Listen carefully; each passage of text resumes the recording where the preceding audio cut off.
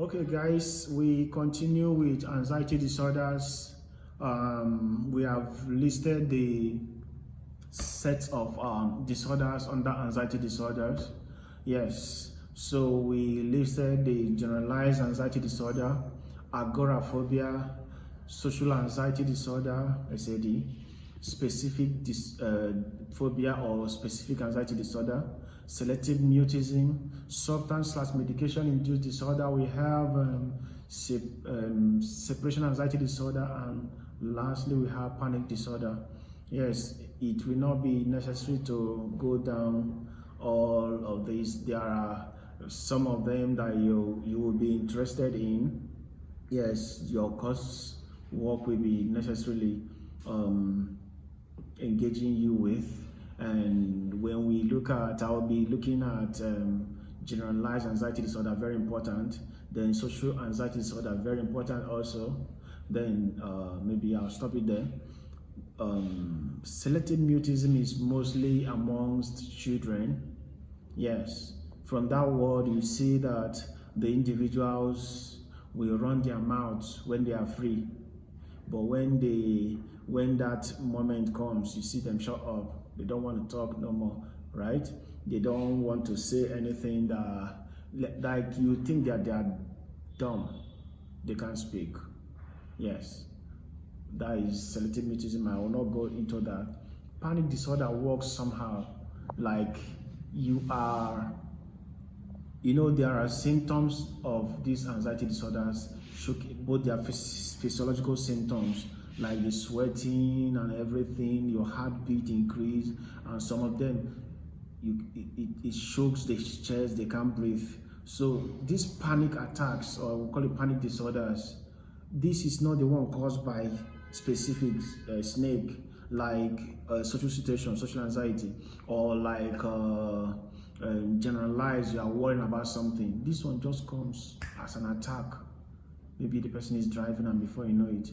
Oftentimes, another thing about panic is that these persons are afraid of having this panic attack resulting in another panic attack. Yes. So anxiety about panic attack results in another panic attack. Okay, and separation, specific anxiety disorders, specific things, like we said, fear of snake, what they call it again, I can't remember, fear of height, acrophobia, fear of flying, that's aeroplane, aerophobia, fear of blood, hematophobia, fear of injections, trypanophobia, fear of spiders, arachnophobia, fear of feces, coprophobia, and xenophobia. For those of you that is by the way. And then okay, so why I try to mention these things, you understand that these are specific anxiety disorders, and they are specific to the one the person is the feared stimulus or a fear-evoking situation or stimulus. That is the specific anxiety disorder, so we'll call it specific phobia. Yes, but we want to take separately the generalized anxiety disorder.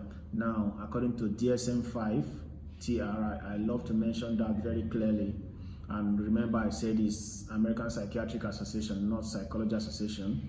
So the DSM-5 TRI PA 2022 said that anxiety disorders, generalized anxiety disorders, refers to this persistent one and excessive fear and anxiety about various domains, including work and academic functionings. Yes, DSM-5. Yes, if you take this to the bank, you cash out, is correct. Okay, so fear, persistent and excessive fear and anxiety across various domains, including work and academic functioning. So individuals with generalized anxiety disorder are not having anxiety about anything but everything, right? When you leave this door, they have start worrying. When is she coming back? I hope nothing is going to happen to her. Oh, my son is not back. Oh, Jesus. Oh, this. Oh, okay. Like they are worrying about everything.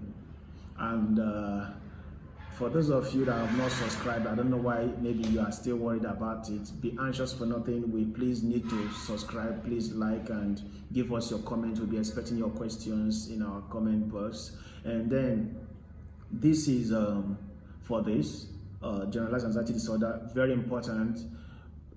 There are symptoms of generalized anxiety disorder. You will be having one, they have there's this restlessness or feeling keyed up or on edge. Yes, people with generalized anxiety disorder. Then number two, we have being easily fatigued. People with the generalized anxiety disorder are very easily fatigued. Then distractibility or mind going blank. Yes. Then we have insomnia, sleep problems, sleep disturbances. Then we have muscle tension. Yeah. Then we have irritability, sleep disturbances, irritability. I've mentioned them. These are the symptoms you'll be looking out for in generalized anxiety disorder. So, and if you could remember when I mentioned most of the physical symptoms and the psychological symptoms, they are also involved in generalized anxiety disorder. Now, what is DSM-5 saying about generalized anxiety disorder? So, generalized anxiety disorder, according to DSM-5, the criteria for diagnosing GAD, we have number one, that is criteria A this time.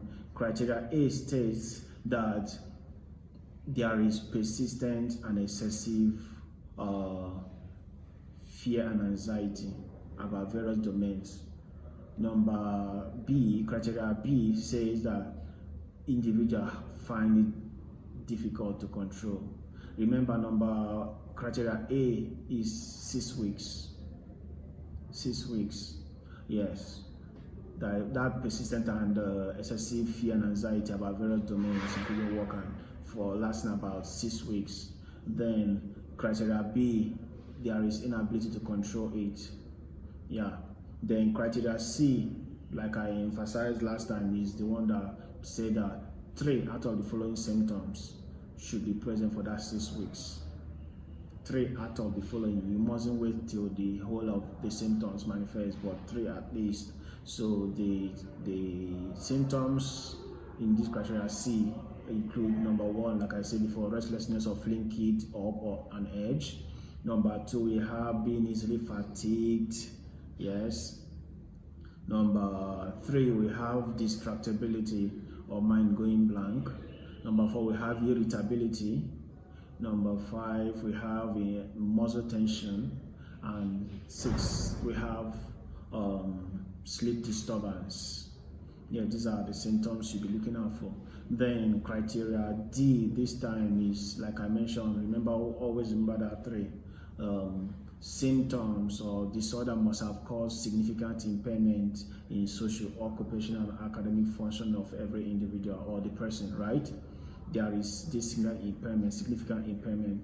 Then criteria E, we are saying that symptoms are not best or better explained by any other medical conditions.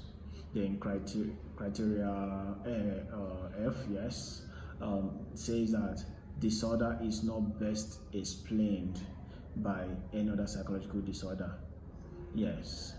So, like I stated before, the criteria is saying that it's not better or best attributed to any other medical condition like hypothyroidism. That's a physiological problem or a biological situation or illness. This medical condition always mimic anxiety situations, all those feeling of on edge, agitated, all of those things you think is anxiety. No, it's not. It's a medical situation that can sometimes even caused by drugs. Yes, we know that drugs like benzodiazepines, okay, Okay, these ones are for the treatment. Let me not mention them, the peroxide and others. But alcohol, we know that when we take alcohol in the little quantity, it brings like excitement, and your blood is rushing. That's by the way. So, but this is for the criteria diagnosing generalized anxiety disorder, and over the world we have up to 0.4% of people with generalized anxiety disorder, with the ratio across gender 2:1, that is female against male, 2:1 across socioeconomic status, ranging from youths to adults. Yes, it's across age also. There is no disparity in that. Yes, but it's often found among people with low economic status. Yes, so this is important things we may have to be exposing ourselves for these anxiety disorders. There may not be need. There wouldn't be need for looking at the treatments and the etiologies. I've looked at the models, and I'll be looking at the model maybe specifically later on other videos. But this is social generalized anxiety disorder, and thank you very much. This is the end of it.